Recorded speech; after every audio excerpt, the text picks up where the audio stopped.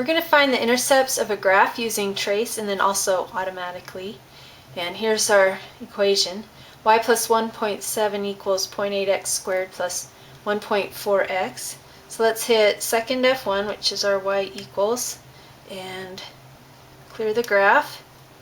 Now notice it says y1 equals, so we're going to have to solve for y. So subtract 1.7 both sides and you'll get this equation here. So let's go ahead and type that in. Okay, let's do our window, -5 to 5 on both axes, green diamond F2, which is our window. Let's put X scale at 1 and same with Y scale, and X res put at 1. And then go green diamond F3 to graph it. Okay, so let's do trace next, which is F3. And notice it started at X as 0, so that gave us our y-intercept right there, 0, -1.7.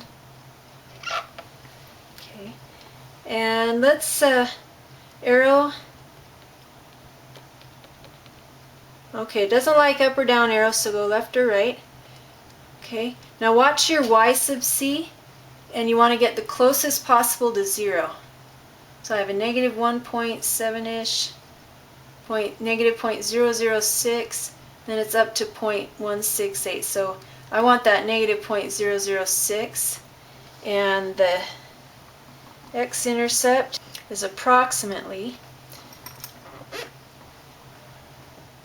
0.820. And then we need the other x-intercept. Sort of annoying to hit the arrow, so just estimate where that is and type that in and it'll automatically take you there. So I'm going to guess -2.5. Okay, now the cursor is a whole lot closer. Okay, so now let's arrow left and right. We're watching the y value to get it really close to 0. -2.60. Okay, now there's a way to get the calculator to do it automatically for you. Get a lot better estimate. So let's go to F5, which is math, and it says value. That's where you type in an x value and it gives you the y value. So let's hit enter, and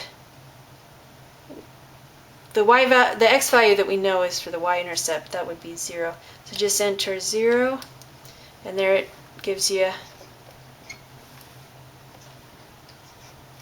the -1.7. Okay, now let's hit math again. We want the 0. Okay, lower bound is the guess just to the left of your x-intercept. So let's do the one on the right first. We could say 0.5. Okay, and then the upper bound is something to the right, maybe 1.5. Okay, it's calculated it.